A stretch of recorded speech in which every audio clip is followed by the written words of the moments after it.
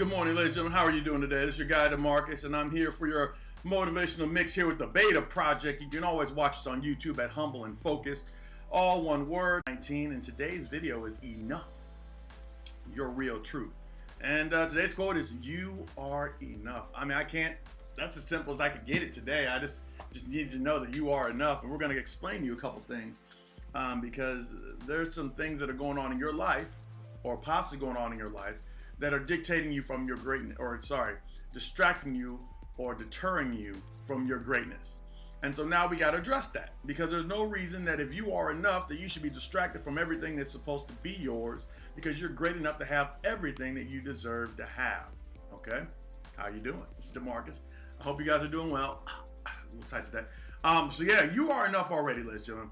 Everything that is necessary has been put into you. The problem is you're judging yourself based on other criteria. You are enough, but for what is the question that I want to pose to you. Let me say it again, because it's a pretty powerful question if you think about it. You are enough, period, but for what? So, ladies and gentlemen, we often think of ourselves as being less than, or that we need more to achieve something, or we must do something else to get what we need to get that's going to create the greatness of our lives, right? But here's the thing, ladies and gentlemen, if you're already enough and everything that you need is already put inside of you, and all the experiences that you went through have been to create the man or woman that you are right now, then why in the world do you need more?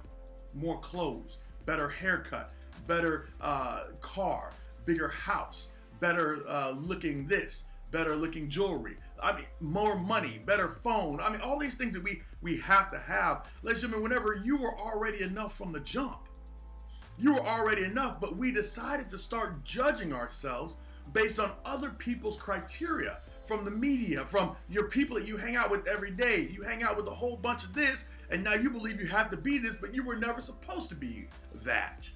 But that's what you feel you're supposed to be, because that's who your friends are, so you must be like that. For example, your friends go out and get blasted and wasted every weekend, so you feel like you have to do the same, but you don't feel good when you do it. Why? Because you were never meant to do that. That was something that they decided to do, and that's in their wheelhouse. That's what they are. But that doesn't mean it has to be who you are. So I want to go ahead and give you a real life example, because, ladies and gentlemen, it's true.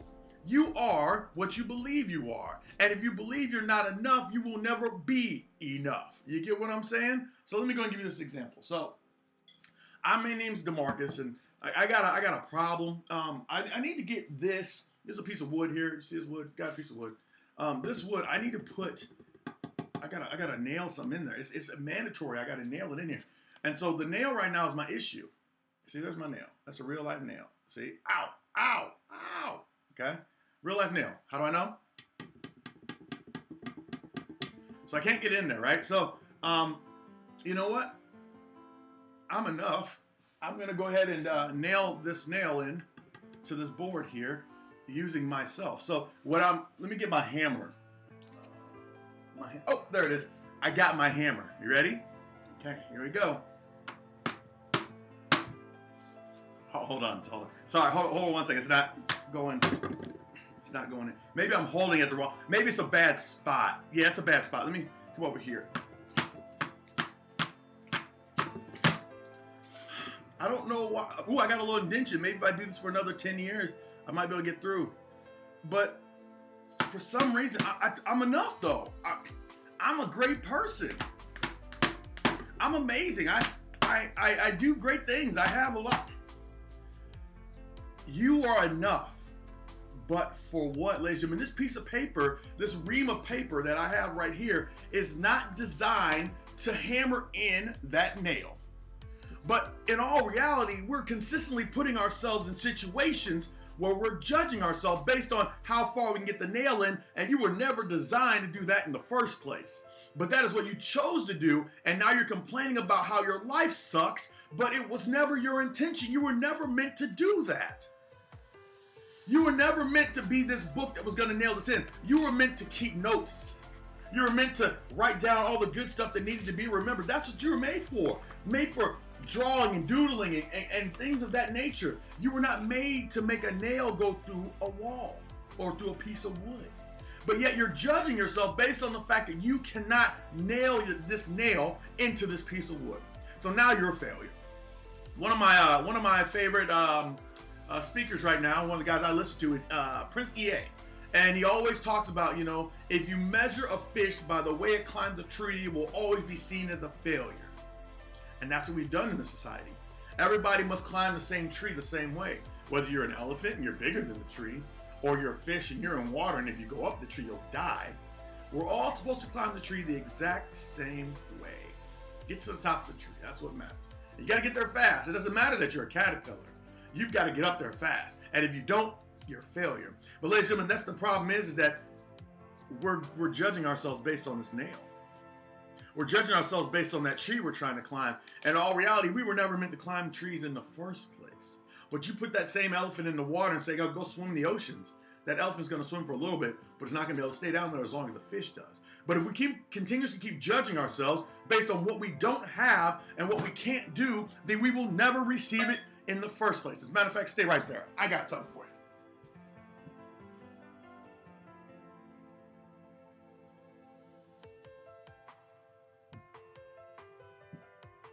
So I was reading again, man, I didn't even know I was going to end up tying this together. So this is thinking, the magic of thinking big here. Their talk about here is the success of people and the things that we can do and believing it can be done. And how we have to change our thinking and how if we believe it can be done, it can be done. But if you can't believe that you can do it, it's not going to work. If you're judging yourself on how others do things, it's not going to work.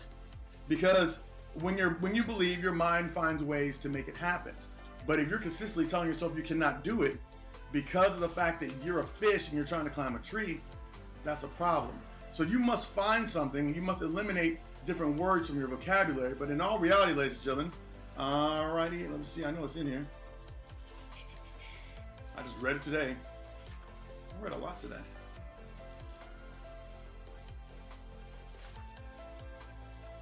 And maybe we're not going to get to this today. Maybe it'll be a different day.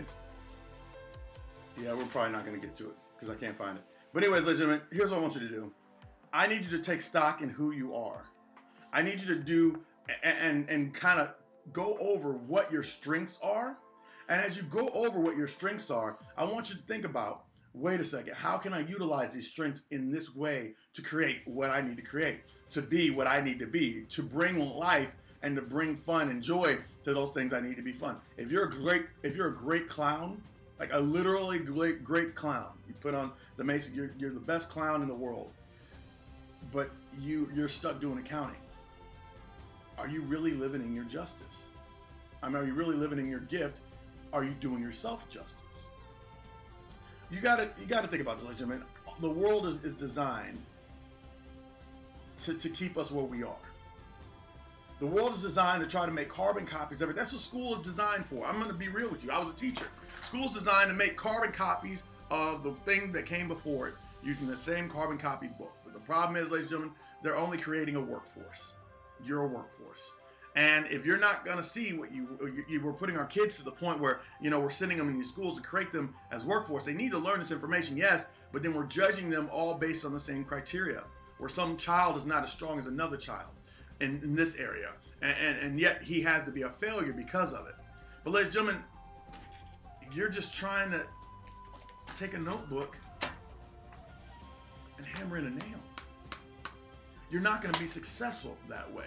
You might find a dead spot in the wood, but that doesn't mean if that success happens right there, now all of a sudden you're thinking that you're great at being a notebook hammering nails because you found a dead spot and a weak spot that you get into. No, ladies and gentlemen, we want you to be able to attack the strongest part of the wood with your greatness and to be able to hammer that nail in. And that's what, ladies and gentlemen, this is all this is about, is that you are enough. Absolutely true. But for what is the question? What is your gift? What is your natural nature? What is the things that you love to do? And why are you not putting yourself into it? When you don't live in your gift, ladies and gentlemen, you get depressed. You get sad. All these things start happening because you did not put yourself in your gift, but instead you allowed yourself to let money govern your life or let bills govern your life. And if that's the case, then you're not living in your gift, you're living in theirs. You're living for what they want you to live for, to pay that bill off. That's why you're there, right? So you need to find out what your gift is, number one. Two, you need to live in your gift because you're already enough. Everything that you need to create your great future that is not tied to money, that's not tied to anything, but just you being you. That great future exists, but you will not be able to find that great future if you do not know who you are on the inside. Yes, you are enough, but you keep failing. Why? Because you're a fish trying to climb a tree. Because you're a notebook trying to hammer a nail. I'm just saying. Find out what your gift is. If you know what your gift is, are you living in your gift? Have you put your gift to use? Just think about it. That's all I need you to do, ladies and gentlemen. Yes, you are enough. That's the real truth. You are enough. But are you enough for what? What is your gift? All right, and we got the last one, ladies and gentlemen. This is nice and easy. You are enough. You are so enough. It's unbelievable how enough you are. I know it. The world actually does know that you're enough. Do you know that? I don't know if you knew that. The world knows that you're enough. And that's one of the reasons why they need you to be like everybody else.